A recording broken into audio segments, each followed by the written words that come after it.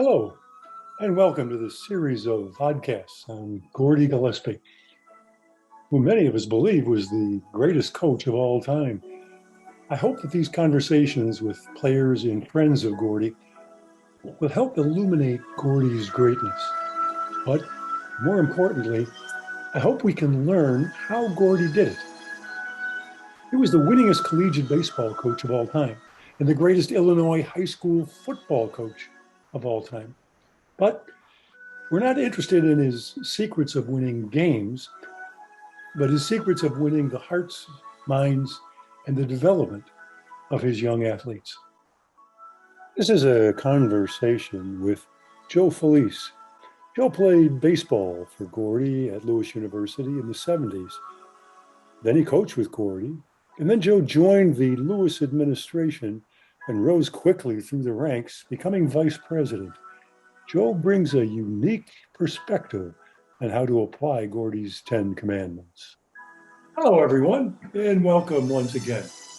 Today, I have the genuine pleasure of chatting with an old-time friend of mine, Joe Falese. Joe has a very unique connection with Gordie. He played for Gordie in the 70s, and then he got his at Lewis, and then he got his master's degree at Lewis. And he rose through the ranks to become as he is now, but not for too long because he's making all of us old folks very jealous. Joe's going to be retiring soon. But he rose through the ranks meteorically and quite brilliantly to become vice president of student services at his alma mater, Lewis University. But I was talking to Joe a little bit earlier, and he said something really fascinating. And he mentioned a glorious 5-letter word. What was that word, Joe? Well, thank you, Ray, and thank you. It's an honor for me to join you, and we're looking forward to this. But that 5-letter word is pride. As I reflect back, Ray, my time as a student when I came here in 1974 and have been working at Lewis since January of 1979. So basically, I've spent the last 47 years of my life here, and I've been blessed with a wonderful journey and seen the transformation of Lewis University in so many ways. Both, the image of the university, the portfolio of programs, the campus, the physical plant actually of the campus. And people have asked me, as I look to my retirement soon, as you reflect back, how would you describe this journey over the last 47 years? And the word that keeps coming back is pride. Pride for what Lewis University has meant to me and my family, and pride to be able to play just a small part in the ongoing development and transformation of the university. That's the word that keeps coming to my mind, that I'm extremely proud and obviously honored to have been on this journey at Lewis University. Well, Joe, it's not lost on me that Lewis was a completely different school from the early 60s to the 70s when you joined. Yeah. But from the 70s till today, there was probably even a greater transformation, and they couldn't have done it without someone like you in that incredibly important position of student services. You're now we're going to talk a little bit more about that. Sure. Because I think of the vice president sort of in charge of student services is very much a coach. A coach has got to be with his players every day and getting into their lives, and you have to do that same thing. But before we get to that, I wanted you to talk about that riveting story of you when you were 10 years old compared to when you had a scholarship to Illinois State. And tell us that story. I love it. Yeah, Ray, it's amazing. I can't tell this story enough. And every time that I tell it, I can do nothing but smile, and I guess the pride comes back in. But when I was 10 years old, I grew up in Carpentersville, Illinois. Back then, never heard of Lewis, and my father, through the JCs, I was privileged and honored and lucky enough to be enrolled in an Ernie Banks baseball school at Wing Park in Elgin, a day camp for 5 days during the summer. So I go to this camp, and of course, Ernie Banks is there. And there were 3 instructors.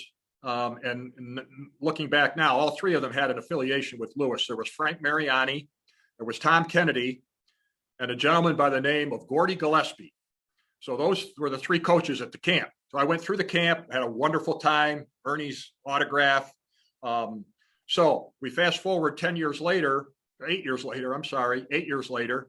I was fortunate enough to be a pretty good baseball player in high school, and was going to go and accepted and going to go play down at Illinois State in Bloomington. And so the week before school started in 1974, so this is, second, third week of August, 1974, my dad and I get in the car from Carpentersville. We go down to Bloomington. I get all my paperwork taken care of. We get in the car. We're coming back, and we're near Joliet. And my dad says, Joe, we're going to stop in and see Gordie. I saw they just won a national championship in the NAIA for baseball. We're going right by Lewis. Let's stop in and see him. I said, Dad, he's not going to remember me. Well, let's stop anyway. So we pulled into the LRC parking lot. The LRC, the athletic offices on the ground floor in the northwest corner of the LRC. We go in there. It's 4:15 on a Friday. So there weren't a lot of people around in the summer too, but Gordie was in his office. So we knocked on the door, introduced ourselves, and he said, well, I'd love to, have a conversation. He said, but actually, my wife's mother has passed away, so I really don't have a whole lot of time, but let's talk. So we sat down in the office, hour and a half later. So now it's 5:30. It was a riveting conversation, and we'll get into later, Ray, when you had Gordie in class or you had him on the competitive playing field. It's like a clinic, no matter where you're at. And so we thanked Gordie for his time, had a wonderful conversation. He made us feel like he always did, like we're the most important people in the room. And we got in the car, and I told my dad, I said, Dad, I don't want to go to Illinois State. I want to go to Lewis, and I want to play for Gordie. And so the amazing part of that, Ray, is not so much that, obviously I felt that way, but my dad, okay, this is a week before school started. I was already all squared away at Illinois State, and all of a sudden now I'm changing the course. And my dad was more emphatic in support than I was, because he knew, I believe, Gordie's going to take care of you. He's going to take care of my son. And so my dad was fine with it. He was more than fine with it. He endorsed it. He couldn't have been happier and couldn't have been prouder. And that's how I ended up at Lewis, and basically have spent, aside from about 10 months when I was over at St. Francis with Tom Kennedy and Gordie over there, and I returned to Lewis in 1979, and have spent the last 47 years of my life. And there's so many different nuances to that, Ray, that it's kind of mind-boggling, from the camp to picking a school where I had to go by Lewis on the way home. It was just, but that's the kind of impact that Gordie had. Well, there's an incredible connection between you and me. So you mentioned, I just wrote down 3 or 4 things that we could follow up on here. But one of them is, to me, is fascinating. So you mentioned the 3 people, including, but in addition to Ernie Banks, Gordie, Tom Kennedy, and Frank Mariani. They meant so much to you. Well, Frank Mariani is the person who I played with for 6 years during the summer. I only knew him. I played in the north side of Chicago. I'm from, and he was out in the suburbs near Notre Dame High School. So I was the only guy from the city playing on this team. So I wasn't really interacting too much with them. But he's the one who asked me in July, where are you going to go to school after I graduated from St. George? And I said, well, I don't know. He said, why don't you go to Lewis? I had never heard of Lewis. Yeah. So Frank Mariani is the guy who, he says, I'll give you Gordie Gillespie, the coach. And of course, I hadn't heard of Gordie. I'll give you Gordie's number. So I called up Gordie, and long, crazy story, but he said, well, come on down to Joliet. Again, this is July. Yeah. And there were 3 other guys, all of whom were much better basketball players than I was. So the 4 of us played 2-on-2 for a blistering hot Saturday afternoon. And Gordie watched us for about an hour and a half play, 2-on-2. And the guy next to him was Tom Kennedy, the captain of the basketball team. And so Tom and I became incredible friends that way. Yeah. But the other guy that you mentioned was Ernie Banks. And Gordie always would talk about Ernie and how he would smile at every kid in the camp.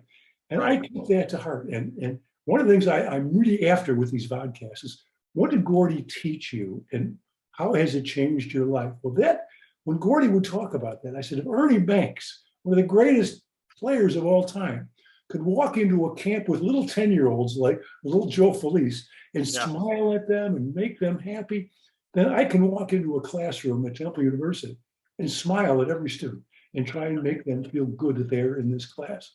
Right. But I would imagine your job, I was just thinking also, Joe, what if Gordie was not in the office that day? How your life would have changed. And I say to myself, when I called Gordie, at first time, he said, did you play in the All-Star game? It's a long story. And I didn't play in the baseball All-Star game from the Catholic League, the Chicago Catholic League. So I had to say no, and he lost interest.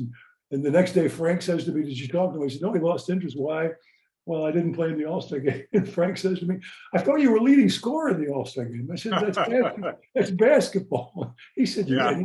It's a basketball scholarship. So I had to call Gordie back. Is that crazy? Yeah. But what if Gordie wasn't interested? Well, again, if Lewis hadn't won the national championship, my dad and I probably never would have, we never would have come, but it was the fact that they won and the fact that he knew Gordie was the coach. He read it in the paper. And so if Gordie wasn't there, we would have gone home and I'd have gone to Illinois State and we wouldn't be having this conversation. And my life would have taken a totally different course if Gordie wasn't here. We wouldn't have stopped. Let's take a look at that word you used before, pride. Yeah. He's taking this incredible pride in Lewis. And Lewis is very proud to have you, Joe. You've done a spectacular job there. Give me one aspect of how Gordie impacted the life of Joe Falese. I guess, we could talk about his 10 commandments in his book. And I had him in class when I was here. The word that comes to mind, Ray, is genuine.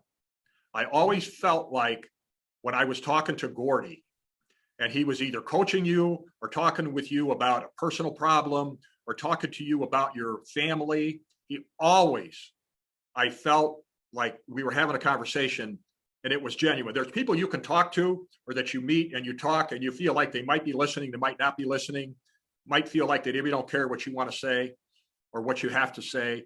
Gordie was genuine. When you were talking to him, you knew that he cared about you. He always, every time I saw him when I was here and when I saw him after Gordie left and went to St. Francis and I would see him, he would always want to know two things. Joe, how are you doing? And how's your mom and dad and your family?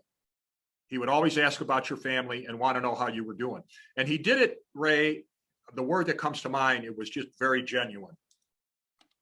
Well, that's a beautiful aspect. I hadn't thought of that, using that word and that description of Gordie, but that's absolutely beautiful. In the book, I talk about him being the mirror, and I have a story about when he talked in Las Vegas. And two volleyball coaches came up to me and said, "It looks like you know Coach Gillespie," because he was on the same stage with Rudy. And there was a line for me for Rudy. And they said, "Could we meet Gordie? Because we have to run and give a talk now in volleyball." And there were 1,000 coaches at this meeting. And I called Gordie over.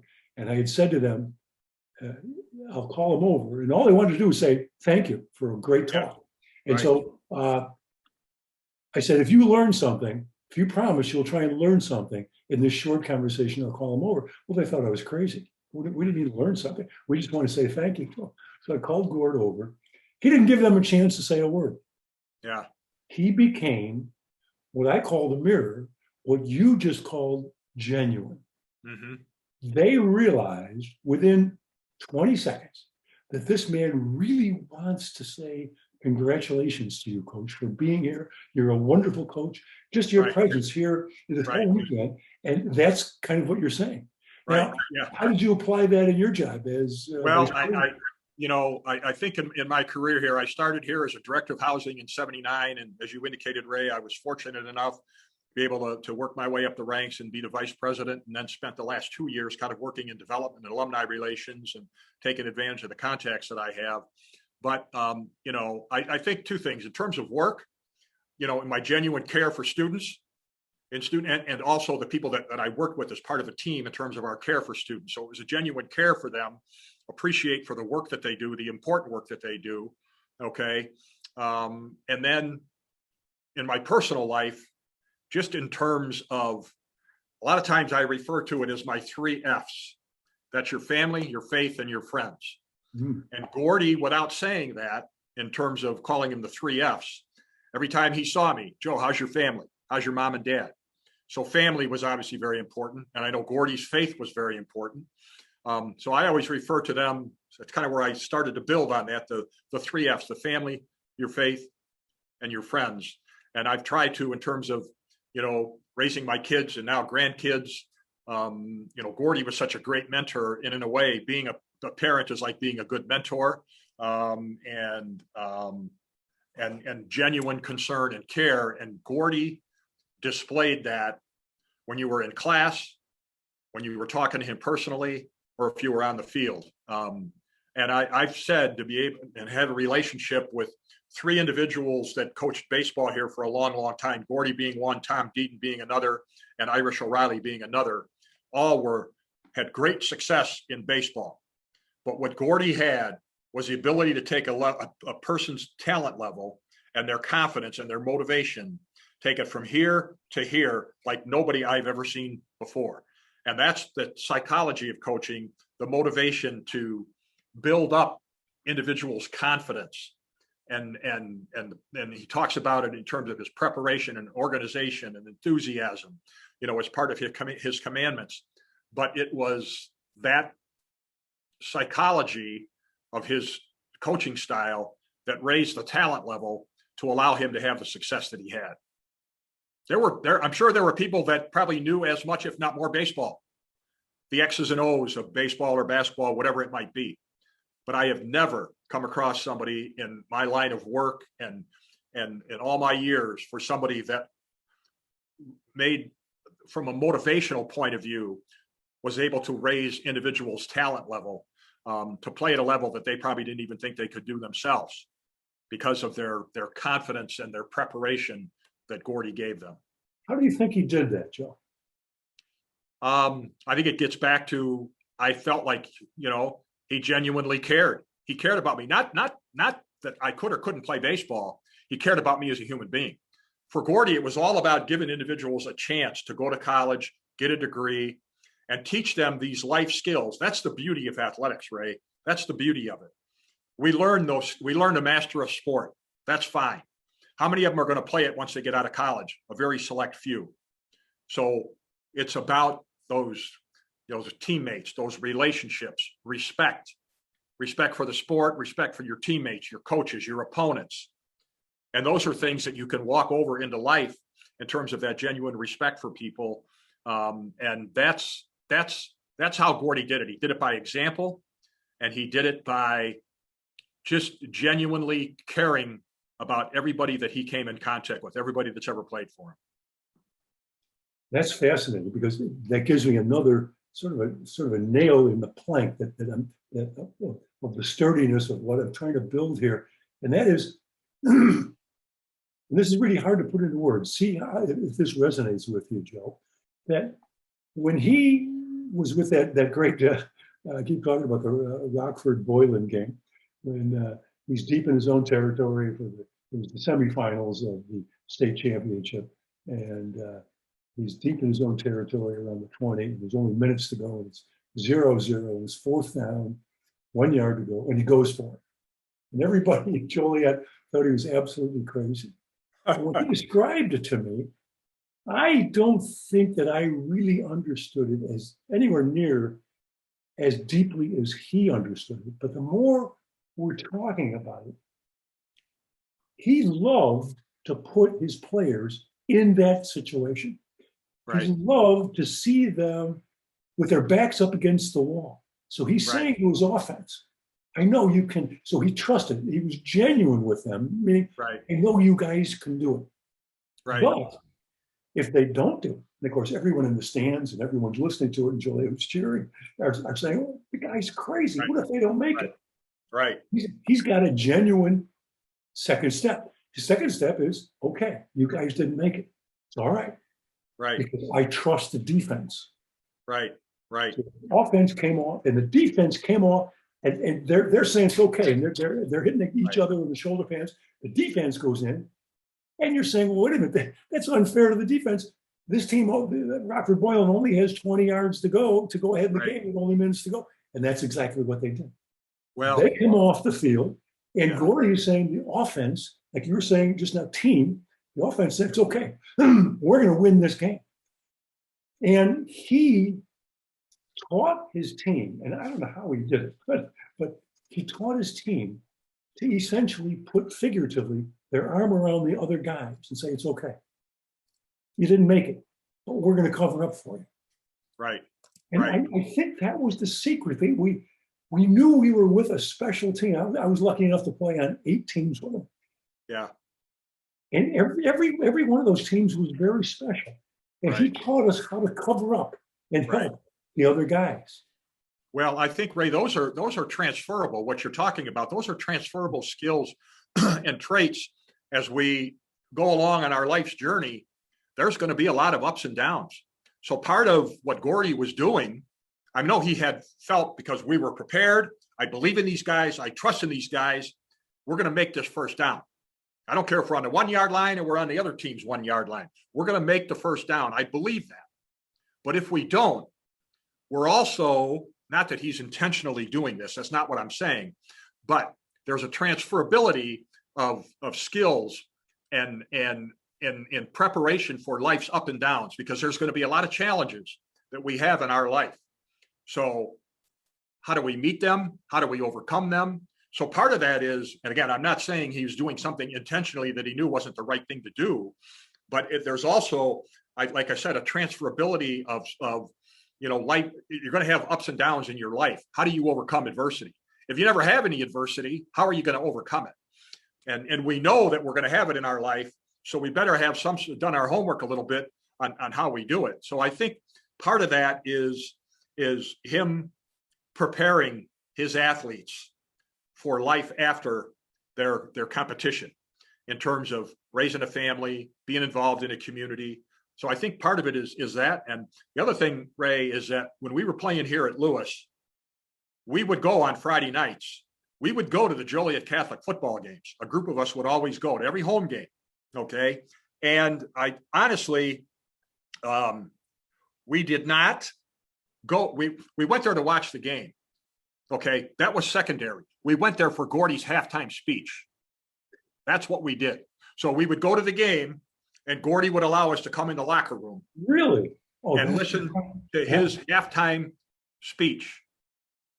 And then, like I said, we'd watch the game. That was secondary, to be honest with you. We went there from Lewis. We got in the car, went there, and we went there to hear his halftime speech. Again, just the motivation, the genuine care, the preparation, the support. I got your back. I trust you guys. All those things were on full display in a tiny little locker room. And he invited us to be able to witness that on a regular basis. Can you remember any specifics from those? Because Pat Sullivan talked about this, and Pat Sullivan actually brought Rick Majerus, the great basketball coach, Utah and St. Louis, and he said Majerus was blown out of the water by Gordie's halftime speech. Now, do you remember any specific things that he said? Well, the thing I remember, Ray, it's been a long time, but as I think about that, how motivational he was. But my takeaway, every one of those young men in that room ran out of there, and they'd have run through a brick wall. We had to get out of their way, because I'm telling you, they were fired up and ready to go, and they would have done anything. They would have run through a brick wall. There was nothing going to stop them. So I was struck by his motivational skills and his depth of knowledge of the sport and his organization and all that. But the takeaway was we had to get the heck out of the way, because those kids were running out of that locker room. They would have steamrolled us and gone through a brick wall. That's absolutely beautiful. And I can't thank you enough, because I think you've nailed it once again. I think that he reveled in putting his athletes in tough situations. Yeah. Not that he wanted them to fail, but what he saw was that if they failed, I'm going to be there to put my arm around them. And I can almost still feel him. Yeah. with Right. his arm around me, saying, Ray, Yep. this is going to be okay. You're going to be able to do this. Tom Kennedy was the first one to say it to me.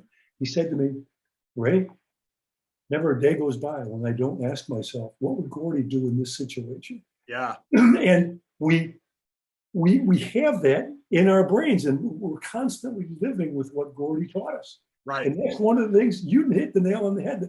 If things go bad, what would Gordie do? And he would raise us up. He would put his arm around and say, Ray, you can do this. Look at all the things you've already accomplished, Ray. You can handle this. Right. Well, yeah, I was just going to say that I remember that quote from TK. What would Gordie do? And I did a little bit of coaching in my career. When I came here, I wanted to be a teacher and a coach in high school. That was my my initial goal. But when I I graduated and ended up going through the administrative route, but I coached the JV team my junior year. After my sophomore year, Gordie went to St. Francis. Yeah. Okay. I also remember that a bunch of us were driving around on campus in a bus in protest to not let Gordie go. But Gordie went over to St. Francis. And so after Gordie left, I said, I want to be a teacher and a coach. I want to make sure I graduate on time. And I was a good player in high school, but as you know, Ray, the players here were such a high caliber. I said, Tom Deedon came in, and I said to Coach Deedon, I said, Coach, I'll coach the JV team my junior year. So I coached the JV team my junior year, and my senior year, I was Tony's assistant for the basketball program. So I had some coaching experience. And then I coached for Irish O'Reilly when he was here from the years that Irish was here for 3 years. I was his assistant, as I was a dean of students at the time. And then I was the assistant coached my kids in programs that they were in. So I took a lot of, I think, how to genuinely care, prepare, and motivate people that I was working with. And I owe a lot of that, great deal of that, to things that I learned from Gordie, just in terms of preparation, care, organization. Let's work hard. We're going to work hard. Mm-hmm. Oh, yeah. Right. But I learned a lot of that in certain things that I coached in my career, not a long coaching career, but as you pointed out too, Ray, and I appreciate that in terms of my work in student affairs for all these years. You're coaching students, you're coaching other people that you're working with. A lot of those skills are transferable, and I owe so much to Gordie. Well, there's two things I want to follow up on now before I forget. One, what we're saying is that Gordie would see beyond where you could see. Yeah. I mean, I could give you right now 10 examples of where Gordie saw beyond where I saw. First of all, when I was a freshman, he said, Ray, you should be getting A's. And he gave me a path to turn myself into, I shouldn't say turn myself, Tippy McFadden turned me. I had very little to do with it. But Tippy worked on me. I was a C student in high school. He turned me into a virtual straight A student in math and physics because Gordie saw that I could do it. Mm-hmm. And I just didn't want to disappoint him. I said, I've got to learn this. So when Tippy taught me how to study, he taught me the rule of 5. He taught me all kinds of wonderful things that I use in almost every class that I teach. Yeah. So he saw something in you that you didn't see in yourself. Yeah. And you told me that, tell me about getting a master's degree. Right. Yeah. I was talking to Gordie, and he always emphasized academics, and he knew that athletics was the vehicle that many students, that's why when sports were eliminated and Gordie and others were unhappy, it wasn't about, him. It was about, if we don't have these sports and give these kids a chance to be successful and a chance to participate, this is their way to get a degree. That's what they're looking for. At the end of the tunnel, it's the degree. All the athletic experiences are great. And Gordie's had countless number of people that have gone on and played professionally and everything else. But a vast majority of them, their playing days are over, but they needed that degree. And then I remember when I went and worked at St. Francis, when I got my undergraduate degree here at Lewis, and Gordie and Sully and TK were all over at St. Francis. I would talk to Gordie. He's like, well, what's next academically? And it was about a master's degree. So I started and got my master's degree. And, and I did that while I came back to Lewis and worked at Lewis and went to school at night. And a couple of years later, got my master's degree. But it was the importance of the degree, as I said, Ray, because that's the vehicle that if a lot of these young men and women that he's influenced over the years, if they're going to get a degree, and the athletic pursuit is a vehicle towards that degree. And Gordie always emphasized, you have to do well academically. That's what it's about. You got to stay eligible, and you have to do well academically, because you need to walk out of here with your degree, because that's going to be the vehicle that's going to lead to your successful life once you leave the playing field. And he was so proud when his athletes went on to get a higher degree. So he was so incredibly proud of you when you go back and get your master's degree. It's a beautiful thing. So the other thing I'd like to follow up on, Joe, and once again, I can sort of put you on the spot here. So it just occurred to me that what we're saying is that Gordie loved to see, he prospered, so to speak, in those tough moments, those 4th and 1 moments, the time when you're up in the 9th inning, and you're down by 1, runners in second or third, 2 outs, and you need that hit. And if you don't get it, he's the first one there to put his arm around you. Right. I would imagine that in your job in student services, you're dealing, just as you said earlier, when you're down and out, you're dealing with a lot of students who are down and out, who are suffering. Right. And it's your job to have those services that buoy them. Right. Did you take things from Gordie in your job that way?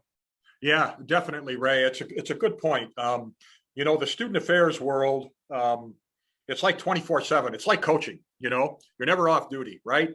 Right. You're at certain events. You want to support the students in their events outside the classroom, athletic and theater. Student organizations, intramurals. Again, I wouldn't trade anything. I wouldn't do it any differently. But it was basically a 24/7. You were pretty much on the clock, and then especially if there were difficult times of crisis, either as an individual or an individual student, or times of crisis on campus. If we had a student that took their own life, or those things were very, very difficult. But what I took from Gordie was to try to be as prepared as I can, try to be as genuine as I can, and try to talk to students, and basically, like Gordie always made you feel like you were the most important person in the room. And that's something a trait that I always try to, when I was talking to students, is to get to their level and talk to them about, and you're going to win some and you're going to lose some. Okay. But if you show genuine care, try to offer support, and they've got skin in the game, and you have to tell them that. You have to be honest with them. You've got skin in the game too. This is a two-way street. I can show you support. I can do everything I can for you, but you've got to want to be a part of it as well. But it was just the preparation and genuine care and love that you have for your students that, the Christian Brothers, instilled in our mission here, and I know had a great influence on Gordie as well. But those are the things those transferable things when I was dealing with students in good times and bad, to try to walk alongside them and show them genuine care and concern. Let me put it in another way too, and invite you to comment on this. That I got a passage in the book right near my Joe Falese passage about the first time I became like Gordie, so to speak. But I was just thinking, as you're talking about another time, my daughter was a pitcher, and she transferred to Lafayette College, a nice liberal arts school up here in the northeast part of Pennsylvania, and because she transferred, she didn't know a lot of the people she had. It was a little more difficult to make friends and all, but the softball team was a great place to meet friends. And when she was a sophomore, her senior catcher was tremendous, wonderful young woman, and really took Sarah under her arm, and almost the way Tom Kennedy took me under his arm when I was a freshman, he was a senior. This young lady took my daughter under her wing. So my daughter then becomes a junior, and then a senior. And when she was a senior, let's call her Mary, she comes back to visit. And I saw her in the stands. I said, "Hey, Mary, how are you?" She came down. Well, she was in graduate school at the time, and she was having a hard time. So the two of us stood there, behind the screen as Sarah's pitching, and we started talking. And I gave her some advice. I said, well, Mary, I think maybe what you should do is such and such and such and such. And I said, try to listen. I hate to give you advice, but boy, I really think. And then I said, I played for a guy many years ago, Gordie Gillespie.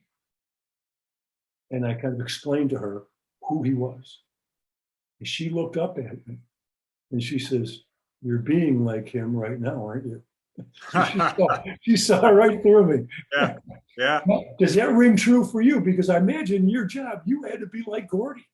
Yeah. Yeah. I think so. And a lot of those skills I instilled in values from my mom and dad, obviously, and my family. But, in terms of those values, genuine care and concern for people, I was exposed to that with Gordie in so many different instances that is something that I've always taken from my experiences with him. Even when I remember there was one time, I know Gordie and I were in the car. The other person might have been either Tom Kennedy or Frank Palmisani. And I think we were going to lunch down in Romeoville. And the one thing that I'll also say is you never want to be in the car when Gordie's driving. Because he's driving, I'm sitting in the back seat and he's conducting a clinic. He's talking to all of us and he's turning around talking to me. And I'm going, Coach, you got to watch where you're going, So, but again, every instance, like I said, it was like you're in a clinic. So if you're paying attention, you're going to learn a lot. And I took a lot of that. But like I said, it was kind of dangerous being in the car with him when he's driving. Yeah, I can't thank you enough for mentioning that, because I don't know why, but Tony Delgado and I used to fight to get in Coach's car. But we would talk about that, the same thing you're saying, that we loved being in the car with him because it was usually a long drive to go to a place to play ball. Right.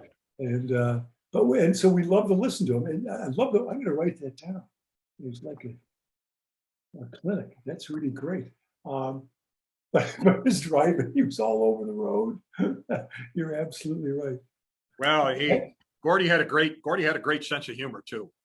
So there was that part of him too. And I just, like I said, the word genuine just keeps coming back into my brain, Ray, because, we all in our walks of life, we meet different people of all walks of life. Right. And, some people are really genuine. Some people are not. And it doesn't take long to figure that out, but it didn't take very long to figure out that Gordie was as genuine a person as I've ever been associated with. And that's the word that keeps coming. Like I said, I talk about my relationship with Lewis and the word pride comes up. When I talk about Gordie, it's about being genuine. And we can go back to your dad too. And I can remember my mom died when I was a sophomore. And I remember saying once with my dad that Gordie is a father figure to me. And my dad smiled. Mm-hmm. My dad understood what I was saying. Right. That he filled a void, but even if I didn't have that void, he would have been that present in us, because we listened to everything he said, didn't we? And I love, that's why I wrote it down. The idea that he was giving us a clinic on how to live almost every day. And as you said, your dad saw that. That's really cool. Right. Yeah. And like I said, I think, Gordie knew that he was going to have us for a short time, whether it's 2, 3, 4 years. Okay. And I want these individuals to be successful beyond here. Successful family, keep your faith. You're going to have friends. You're going to be responsible citizens as you leave here. And he wanted to make sure that individuals, that he, rather than just baseball, football, basketball, whatever, rather than the sport, in addition to the sport, is one of those life skills that I need to pass on to these individuals. And I know those were very important to him, and they were very impactful on me and so many other people. He always talked, every talk I heard him say, is that he says to coaches that it's not about the wins, it's about how many of your players are going to come back in 10 years and say, thank you for all the lessons you taught me, Coach. And you have a tremendous, and he calls it a responsibility. You have a responsibility to teach them those lessons. And I remember the first time I heard him say that, it's probably 30, 35 years after I graduated, maybe not that long, but many years after I graduated. I heard him say that. And a huge anvil came off my shoulders. Mhm. And I understood where the anvil came from because I'd moved away to Philadelphia and I would come back every summer and I would always call him up, say, Gord, can I come visit you? And I knew he had hundreds and hundreds, Sure. thousands of players who wanted to come and call him and talk to him. And he, of course, never said no. He would always say, Ray, come on. He Right. usually said, I think I owe you money, right? I said, you don't owe me money. But when he said that, let's say 30 years after I graduated, so I moved to Philadelphia after 3 years, 4 years. So after 25 years of calling him up and going and visiting him and occupying an hour and a half or 2 hours with him, as you knew, he never told you to go. He would Right. always talk to you. And there was a smidgen of guilt there, Joe, that I shouldn't be taking up his time because I know how busy he is. But when he said that, namely, that's his goal. Right. Part of his goal was for me to come back. Right. And I thought of it as paying homage to him. He just said, I love you saying thanks to me, Ray. He Right. never said it out loud. But Right. once he said that, your goal, coach, is Right. how many of them will come back. So when you did come back, he felt great because that's how he Right. measured his success. Yeah, I would agree. And like I said, I think back and we talked about it earlier, the first time, well, I had him at the clinic, but the first time I actually met him and had a conversation with him at length was with my dad. And I think about not only the impact he had on me, but, we think about this a week before school starts and I'm shifting course, doing a 180 here. And my dad was fine with it. And he was more, in fact, if I would have said I want to go to Illinois State, he probably would have said, no, you're going to Lewis. Is probably what he would have done. But again, the impact he had on my father at the time, again, I know that was a long time ago. Would that happen today? I don't know, but that was risky business on our part to shift gears a week before school starts. And my dad is like, what are you doing? But no, he didn't react that way. He said, Joe, and called me Joey. He said, Joey, you're doing the right thing. He's going to take care of you. So, I mean, again, that impact in that 45 minutes, hour and a half, I should say, the impact that he had on my dad. The other point, when you mentioned that earlier, I said to myself, here we've got two schools, Illinois State University and Lewis College. Mm-hmm. Most people would say, well, wait, if you had a scholarship to Illinois State, why are you going to Lewis? And I'm going to ask Eddie Spezio when I do a podcast with him, because he transferred after 2 years at Illinois to Lewis College. Why in the world would Eddie transfer from this great state university, this bastion of academia, to little Lewis College? And we know the answer, don't we? Yeah, right. Gordie Gillespie.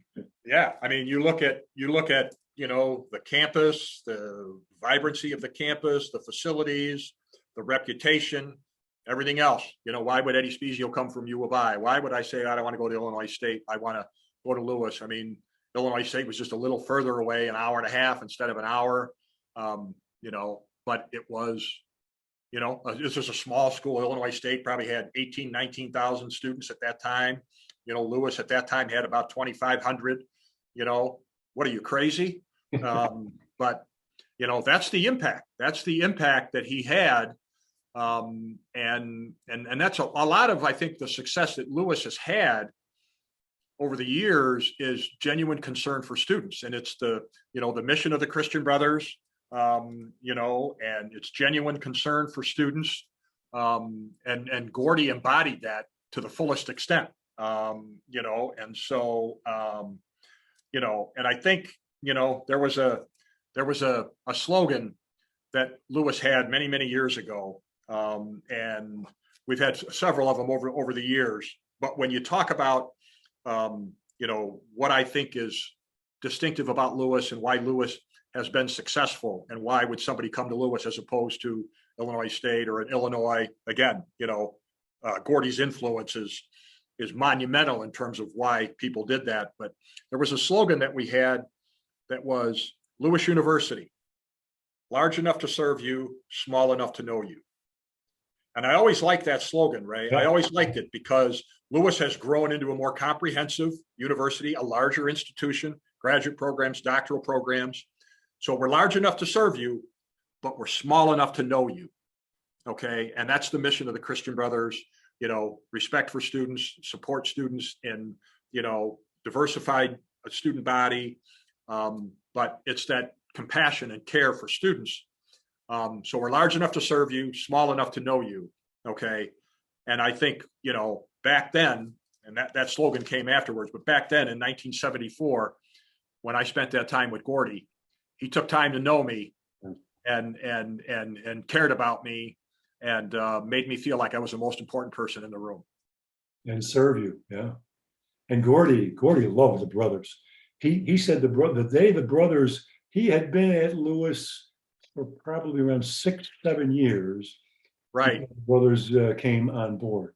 And he just went on and on whenever he talked about the brothers. And he says, every day was like going to church. They were so wonderful. And it wasn't like going to work. I remember him saying, we were sitting again in his kitchen. I said, well, describe that. He says, describe it. It was the brothers. I heard students say it was so wonderful being with them. Right. Yeah. The brothers came in 1960.